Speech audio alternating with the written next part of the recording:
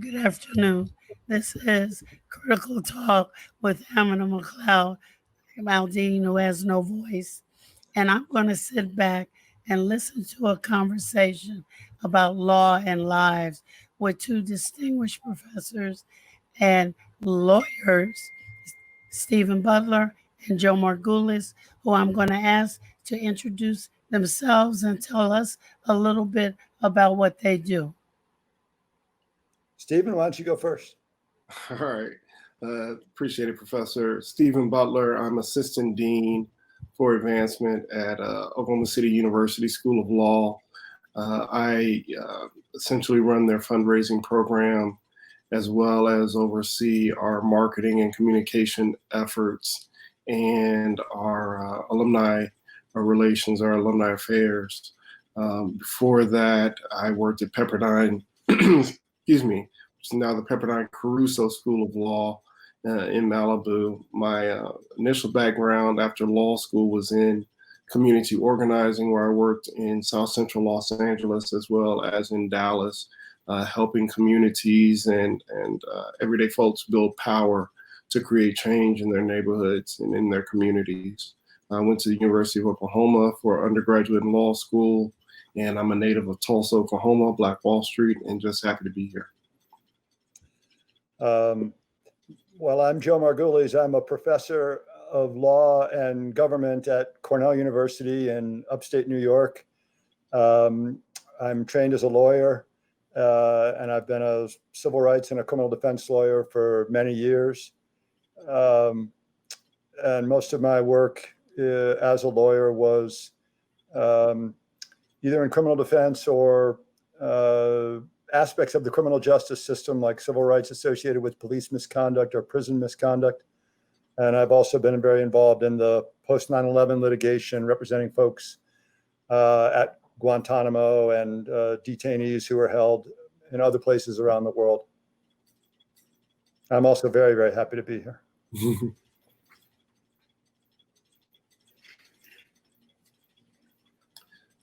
All right, so I believe we're going to start with some definitions.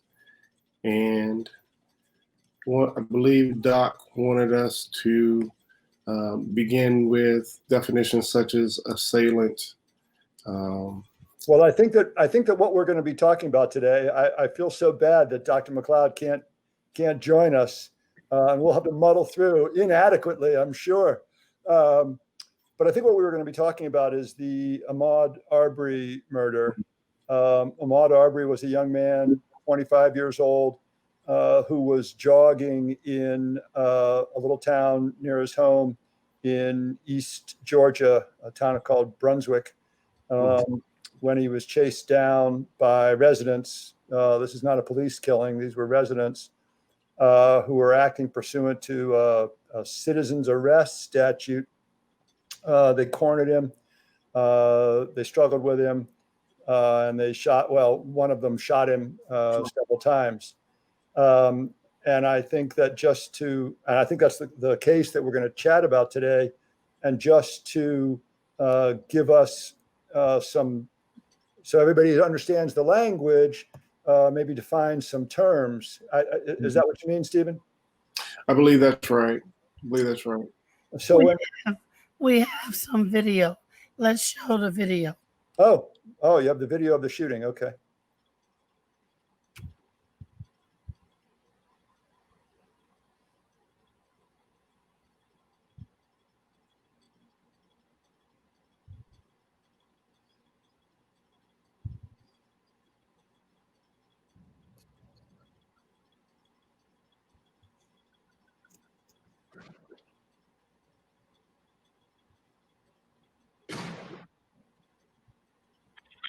I'm Brunswick Communications Operator Smith.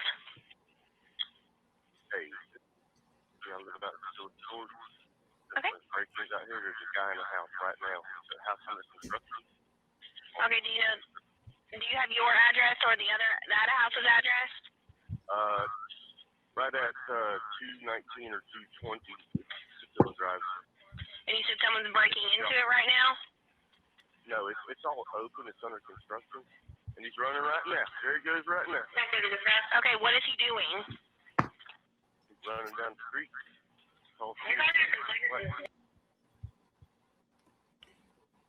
Okay. Well, let me tell you a little bit about what you just saw and what you just heard. Ahmaud Arbery was jogging in Brunswick. He came upon a house that was under construction. Mm-hmm. And it was open, as that person who just called said, and he wandered through the construction site. Apparently, a lot of people had wandered through the construction site. There were surveillance cameras that were present at the site, and confirmed that people routinely walked through the construction site, children, adults, and evidently Mr. Arbery also walked through. And after a couple minutes there, he started jogging again. Well, while he was walking through, a neighbor across the street called and reported an unknown person present in a house. Mm-hmm. And you heard the dispatcher say, so he broke in? He did not break in. There was no break-in because there was no house to break into. It was a construction. Right. And the caller thinks that he's doing something more sinister. Apparently nobody else called when, children were walking through. Mm-hmm. You make the association between a young black man and crime.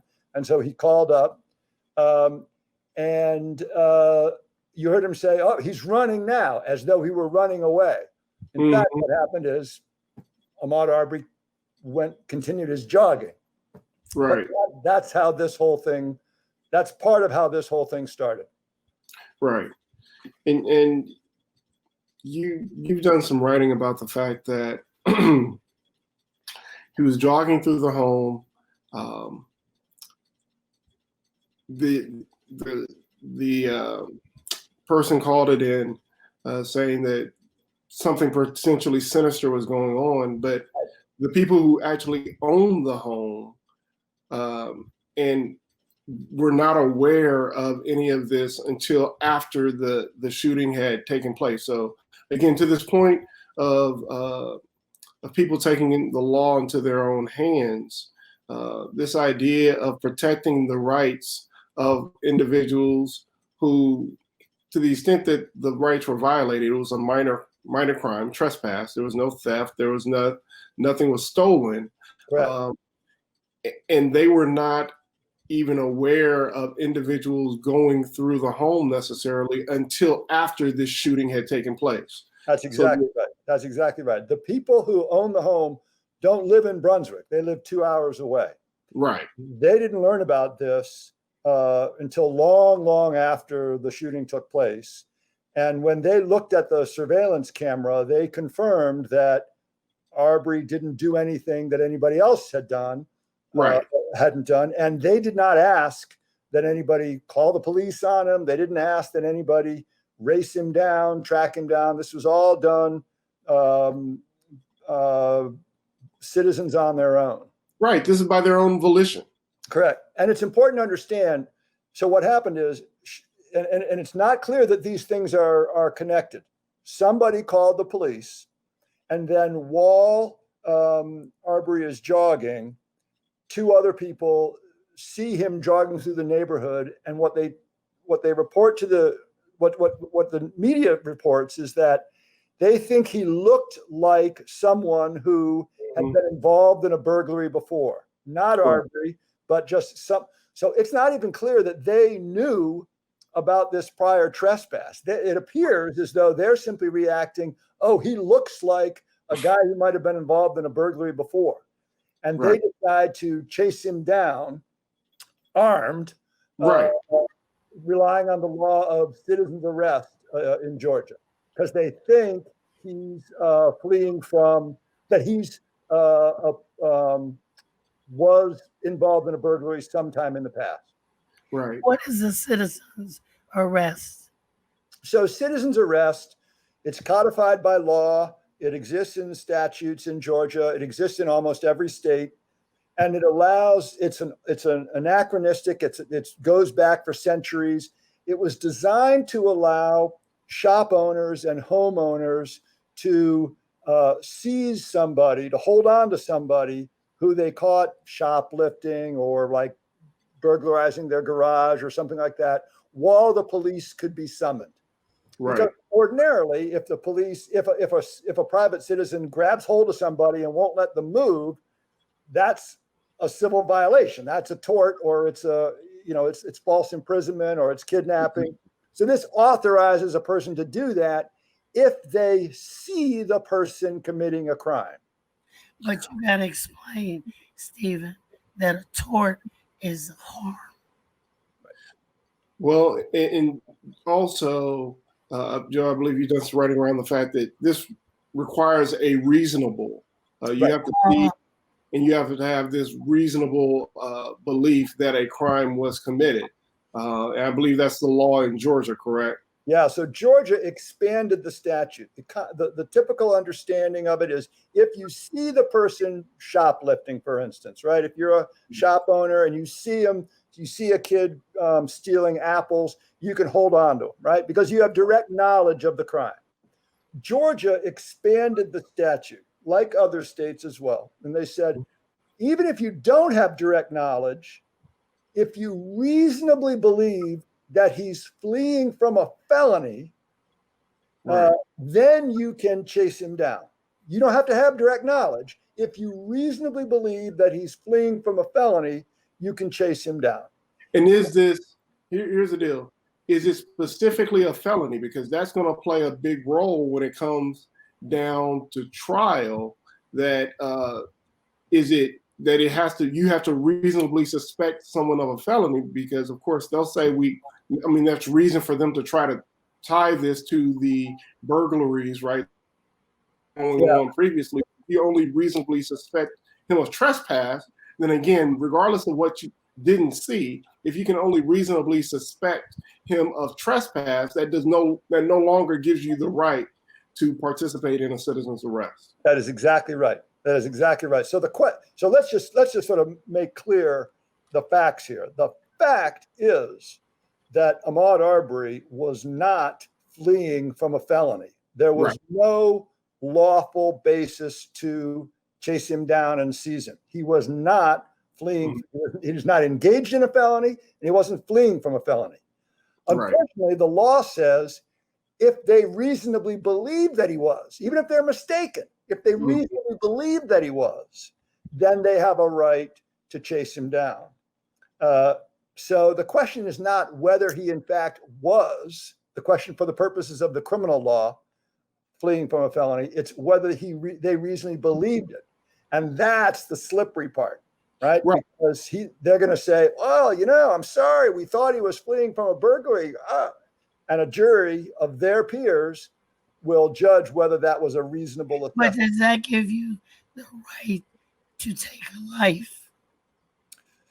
Well, I'm sorry. Yeah, go ahead, Steve. Well, I was going to say that's the question that we're going to see, because while we have a personal sense about whether that's right or wrong, again, it's going to go into what do the jury of the McMichaels and Mr. Bryan's peers believe they reasonably have a right to do. Right. And Dr. Mcleod's question is, all right, it's one thing for them to chase him down. Can they chase him down while armed, and can they shoot him? Right. Those are different things. Right.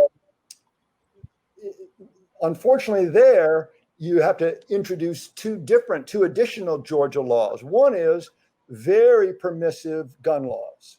Ever since the Supreme Court decision in Heller in 2008, which authorized private ownership of guns, it has become much easier for people to carry guns in public. Georgia is a state with very permissive gun ownership and gun carry laws. Right. From what we can tell, the McMichaels, the two people who shot him down, who chased him down, were Greg and Travis McMichael, father and son. And Travis McMichael is the one who shot him, the younger. And as far as we can tell, they were authorized to carry guns in Georgia. Correct. So, and if they have a right to engage in a citizen's arrest, wherever they are, if they have a right to be there, they also have a right to be there armed. So the first thing is Georgia law gives them a right to carry a gun as they're going about their business, which in this case may have included the right to chase somebody down. So that's citizen's arrest and permissive carry laws. Right. And then a third thing is, which is stand your ground self-defense laws. Georgia, like a majority of states in the country, passed in 2005, changed its self-defense laws. Customarily, the law of self-defense requires that if you can retreat outside your home, you must. If you're engaged in a conflict and you can back away from it, the interest in preserving life requires that you back away. That changed in 2005 with something called Stand Your Ground. In other places, it's called the Make My Day law. Some states actually give it that name. Right. And it authorizes a person to use deadly force if they are confronted with the threat of serious bodily harm or death without retreating. Right. And you just saw it on that video when Ahmaud Arbery stood his ground because he was being chased through the neighborhood. And when he finally, knowing that he can't outrun a shotgun, stood his ground and engaged in resistance with Travis McMichael, McMichael says, all right, that authorizes me to use deadly force. Well, and that's his defense. Now, whether it'll succeed, the question for the jury will be whether he reasonably needed to use deadly force in that moment. And it very much echoes of George Zimmerman and Trayvon Martin, this idea of a stand your ground law coming into play in a situation in which the person who was killed was one, unarmed, and you could make the argument did not, or not even make the argument, but did not initiate the situation. And it's hard to even make the argument that they escalated the situation because they were more provoked and were defending themselves. And in the matter of defending themselves, then have the stand your ground law used against them to justify their killing. That is exactly right. I could not say that better. That was exactly right. And in fact, in the Zimmerman case, the jury, that was a Florida case, if people will recall, where George Zimmerman was part of a neighborhood watch group and saw Trayvon Martin in a neighborhood, didn't recognize him. There too, there had been burglaries. He thought that Mr. Martin looked suspicious. The police dispatcher told him to stand down, told him not to pursue him. Zimmerman did nonetheless, confronted Martin. Martin had done nothing wrong, absolutely nothing wrong. Got into an argument. Zimmerman and Martin got into an argument. The facts at that point are a little unclear because Martin was dead, and so all we have is Zimmerman's account of it. Right. But the jury concluded that he reasonably feared for his life and was authorized to stand his ground and use deadly force on the innocent Trayvon Martin, who was killed. Let's cue up Trayvon. I'm sorry, I didn't understand, Dr. Mcleod. I said, let us cue up Trayvon. Video. Oh, we have the video of the Martin. Yeah. Details about the tragic shooting death of that unarmed teen in Florida. Prosecutors announced Tuesday that a grand jury will hear evidence of the killing of 17-year-old Trayvon Martin. The federal government is also looking at the case. And now this morning, we're hearing new details about his final tragic moments. ABC's Matt Gutman is in Sanford, Florida with those. Good morning to you, Matt. Hey, good morning, Josh. We now know that in the moments before he was shot dead, Trayvon Martin knew he was being followed. He was running scared, and that the man chasing him, neighborhood watchman George Zimmerman, muttered something under his breath, which many people believe was a racial slur. This morning, as the U.S. Justice Department begins investigating. Yeah. I mean, and it was similar in Arbery. Arbery was fleeing from these guys. They tried to cut him off. He turned and fled the other way. They're following him in pickup trucks, the Travis and Greg McMichael in one, and another resident named William Bryan in the other. This is according to the allegation anyway. Following him in another, cutting him off again. He flees the other way again. Finally, they cut him off again, and Travis McMichael jumps out of the bed of the truck, I can't remember if he was in the bed or if he was driving. I believe he was in the bed. He was in the bed and confronts him with the shotgun. And you caught a little snippet. You could hear one of the shots on the video. That video was taken, by the way, by the second pursuer, William Bryan, from his dash. Right. So if a black man saw a white person trespassing, he could shoot him.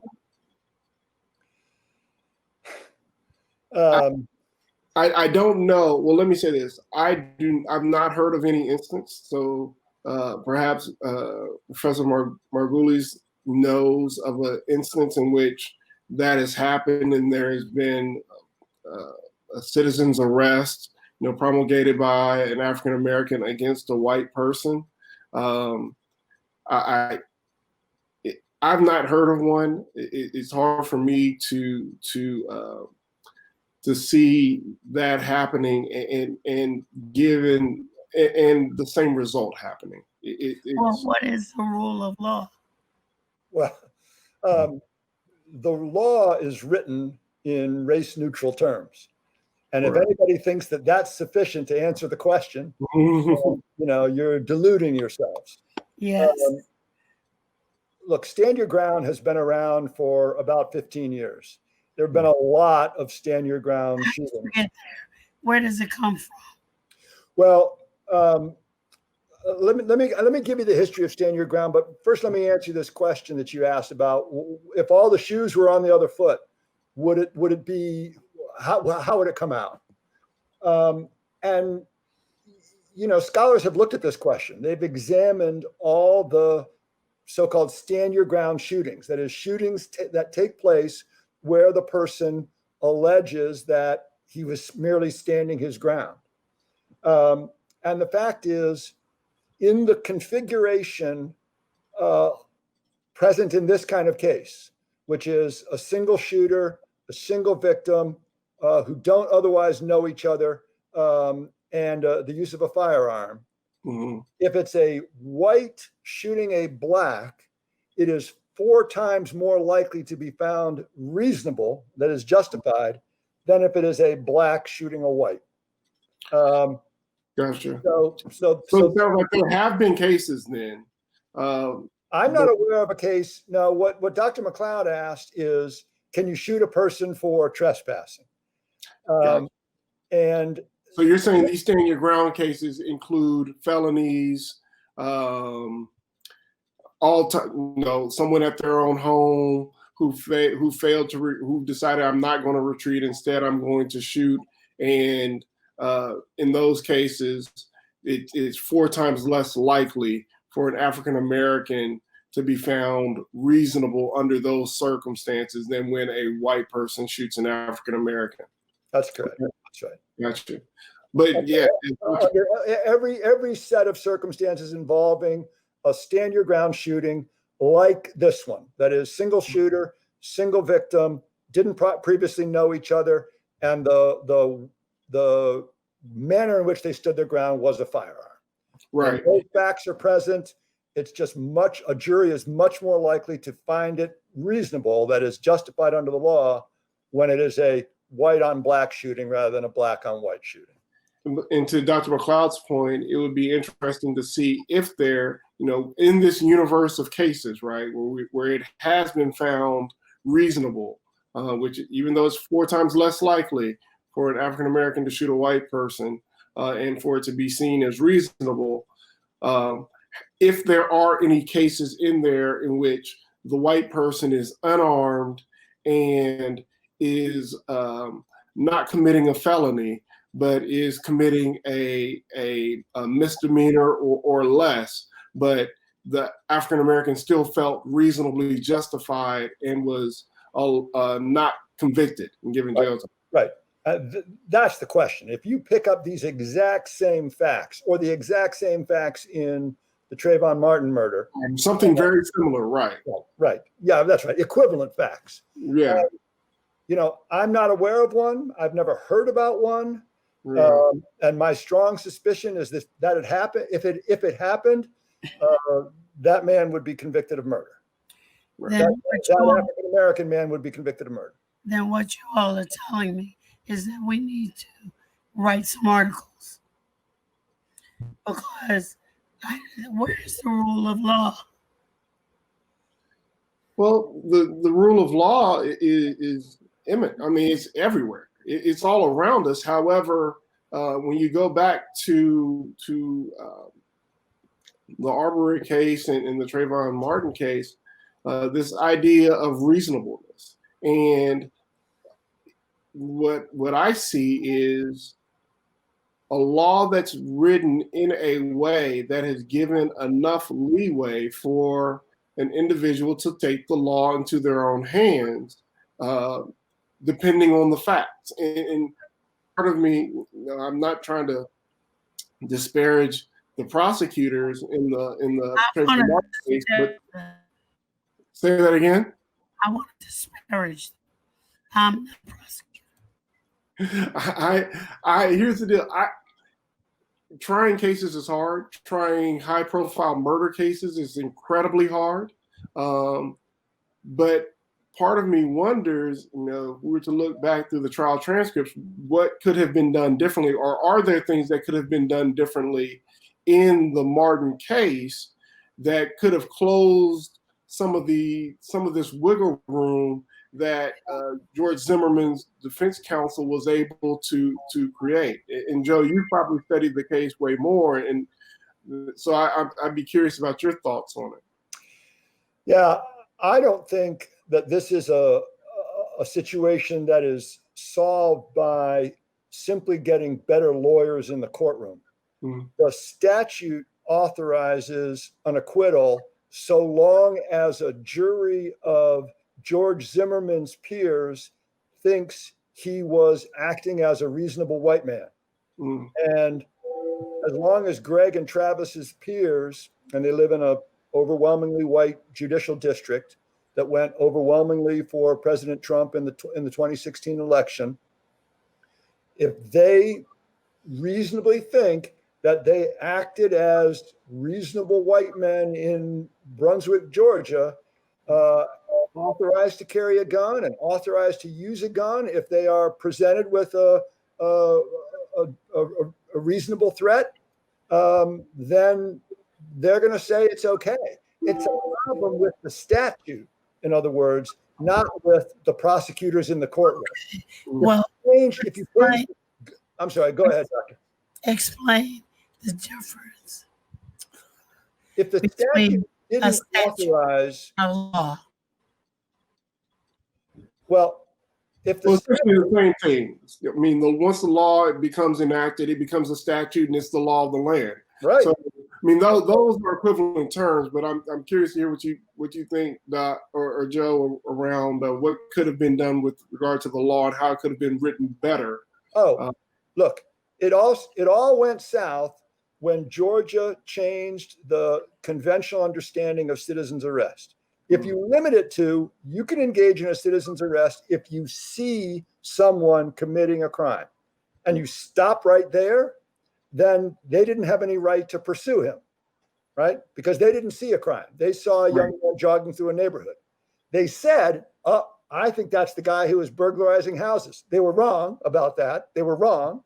But the only reason that sentence mattered is because the second sentence in the Georgia statute authorized them to pursue someone who was fleeing from a felony. Well, look, if you limit citizen's arrest to, I saw this, right? I have firsthand knowledge, then Ahmaud Arbery's alive today. And I would, here's another thought, Joe. is there room or a place for citizens arrest in 2020? I mean, citizens arrest predates the 13th Amendment, which we know has been used to continue slavery. In fact, because if you commit a crime, then guess what? Slavery is still allowed, right? Yeah. 13th Amendment and the freeing of the slaves is not allowed to you when you're convicted of a crime. And so we're talking about these 18th century constructs that have now continued into the 19th, 20th, and 21st century, and given the behemoths that are our police apparatus and our police organizations, do we fully need, or is there a place for citizens arrest? Right. I agree with that. I mean, one change would be limit it back to what it was, in the 17th century. But it was passed at a time when the police were not everywhere and you couldn't just pick up the phone and dial 911. Well, you didn't have facial recognition software. Right. You didn't have cameras on our. Everybody's surviving. Exactly. There was no GPS tracking. I'm with you. The best solution is just to get rid of this idea of citizens arrest. Right. When you add in citizens arrest with, that is, empowering people to seize other folks because they believe that they have seen a crime, let alone pursue someone, which is even worse. Right. You're going to get into uncertainty. Well, did I see something that was criminal, or maybe I'm just mistaken? Right, and you're allowing a citizen to make that judgment on the scene in a rapidly unfolding situation, Right. And they might be armed because they're also allowed to carry firearms now. So Right. you can increase the likelihood of these kind of lethal, violent, and potentially lethal encounters. It's just, if you combine citizens arrest and gun laws the way they have, and particularly if you add in stand your ground, it's just a recipe for this sort of thing to happen. And in fact, as we're discussing, it does happen. It's Ahmaud Arbery it's an outrageous fact pattern, but it's really very similar to Trayvon Martin. Right. We Joe, talk about let me ask a very strange question. What is wrong with you white folks? Did y'all keep doing this crap? That's not a strange question, and let me not laugh at it. Let me take that seriously, because that is a serious question. First of all, you're a careful scholar, and so you know that it's the same thing that it would be wrong for someone to say, "What is it with you black folk?" Right? Don't you dare! Don't dare! What's that? Don't dare! But we can't generalize. But what we can say is that for many years, it's been decades, there's been a very strong association in the white mind between black and criminality, and between criminality and black. So when whites see black, they think crime. When they see crime, they think black. Right. And so the presence of Ahmaud Arbery in the house where other people had been, the unfinished construction site, takes on a more sinister, menacing, dangerous, criminal tone. Why? Because he's a young black man. Not because of anything he did, not because he did anything different than a whole lot of people. Right. And so he is criminalized by virtue of his presence, his young black male presence. And that's the root of it. Yeah. That's the root of it. I want to switch a little bit. Can I cue up Eric Garner? Oh, Eric Garner. I want to talk because these involve different aspects of the same thing, but different aspects. Okay. So, yeah, sure. In the video, you can see 43-year-old Eric Garner confronted by two plainclothes officers for allegedly peddling illegal cigarettes. The officers move in to arrest him. One of them puts his forearm around Garner's neck. More police join in, pinning him to the ground as he cries out. The father of 6 was rushed to a local hospital where he died. Yeah, I've seen that tape so many times. And of course, it all came back to me after the murder of George Floyd in Minneapolis. This use of restraints that involve pushing against someone's neck. Right. And another young black man, gasping that he couldn't breathe. Right. Yeah. Joe, I think you are stronger than me. There are many times when these events have unfolded. For instance, I've never watched the Tamir Rice, any type of video around that. Read about it, seen the facts, but it's almost, and my pastor talked about this a few weeks back, the level of trauma that we take on having to watch those videos over and over again almost becomes too much. Even if it's not you, the fact that the victims continually look like you, or a family member of yours, or a child. And so it just becomes this nightmare to have to live over and over. And as a scholar who writes in this area, and you have to get all the information, and it's a lot. It takes a lot out of you. No, I understand. And I understand intellectually. And that's all I can do is understand it intellectually. African-American colleagues of mine say very much the same thing, that they just can't watch the videos. Mm-hmm. There have been too many, and they're too painful. They're too real. And as you see George Floyd, for instance, for 8 minutes and 46 seconds, right, gasping and pleading, and the residents nearby pleading with the officers to let him up. The flashes that go through your brain, and this could be my brother, this could be my uncle, this could be my nephew, this could be my son. It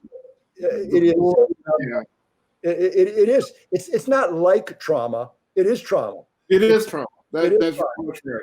I remember being a community organizer in Los Angeles, in South Central, and having a mom tell me that her son has suffered PTSD.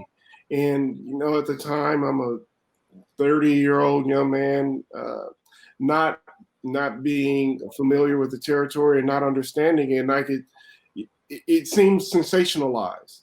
And now in my 40s and having my own family and seeing some of the things that I, through video that, was not exposed to living in Los Angeles or growing up in Los Angeles, and being continually having to deal with police in different arenas. I can see how a child grows up with PTSD. Absolutely. I mean, in some neighborhoods, the violence and the repercussions of violence are ever present. And sometimes it's official violence of the sort that, is the Eric Garner and the George Zimmerman. Sometimes it's neighborhood violence. Right. They're not the same thing. Right. Violence is, you're paying for that, right? I mean, the police are, supposed to be public servants. That's a qualitatively different thing. But it's traumatizing that, look, there's a lot of evidence on this. You come through those neighborhoods, you have greater stress levels, hypertension, more likely to have all sorts of health problems, underperformance at school, because how can you study when you come to school frightened, when you come to school worried about your safety? How can you concentrate? Well, and Joe, to that point, that the idea of state sanctioned violence, if you're in a neighborhood and you're worried about the police and you feel as if you got to not only worry about the police in addition to the other types of violence going on in your neighborhood. Many of us can't understand that, but we could understand the idea of if you were in a home and your parents are supposed to be the people who protect you and keep you safe, and yet you're dealing with abuse inside your home, right? That's very much like what some people are dealing with from the violence, police violence within their communities. Right, I agree, and it's not what happens is. Look, let me not say like I'm an authority because I have lived in neighborhoods like this. In fact, I used to live very, very close to where George Floyd was murdered. I used to live and work in Minneapolis, and both my home and my office were very close to where George Floyd was killed. I know that street corner, et cetera. But you know, I experienced this in a very different way, obviously, because of the privilege of being, you know, a tall white man, right? So I just have a very different experience of the world, and I'm completely cognizant of that. But what I Can you talk about that different experience of the world? How do you experience? You can get me later. Right now, I want to know. How I experience the world versus look. I mean, I've been stopped and frisked before. In fact, I was stopped and frisked in Minneapolis. The police officer was, you know, firm but polite. It didn't last very long. It wasn't humiliating. It wasn't degrading. She didn't insult me. She wasn't disrespectful. It took 10 seconds and I was on my way. I happened to be in a neighborhood. I was working. I was a criminal defense lawyer, and I was working in a neighborhood on my way to go talk to a client of mine. And there was suddenly a report of shots fired, and police showed up, and they didn't have any other information except for shots fired. And they see I was younger then. I had a lot more hair then. They see a young man walking in the neighborhood. They didn't know what else, and so they searched me. Look, my experience is just completely different than the experience of, you know, young Black men for whom there is this reflexive association between Blackness and violence, between young Black and dangerous, and the police, many police, I should say many police, not every officer and not every city. It's important to understand that, but many officers in urban areas just look at that young man differently. And you know, it creates a stress level and a burden on him that I'll just never, ever endure. My son won't endure it. He didn't endure it growing up in those same neighborhoods. It's just not the same. And it's important to understand that. It's important to understand how your privilege manifests itself as you walk down the street every single day. I tell that to my students. When I walk into a class, what do you see? You see a tall, white man with a deep voice, with no deformities, no speech malfunctions, right? The picture of authority in the United States. And I didn't do anything to deserve that. I was just born into it. I can take no credit for it at all, but I'm the benefactor of that just because of who I am. Okay, let's look. Prosecutors say Officer Derek Shavin had his knee on George Floyd's neck for 8 minutes and 46 seconds, including 2 minutes and 53 seconds after Floyd had become unresponsive. This afternoon, the county prosecutor explained why the charges came today. We have the officer's body-worn camera. We have statements from some witnesses. We have a preliminary report from the medical examiner. According to the charging documents, police were responding to a call of Floyd using a counterfeit $20 bill. You die. That video, that was one I actually made myself. I forced myself to watch it.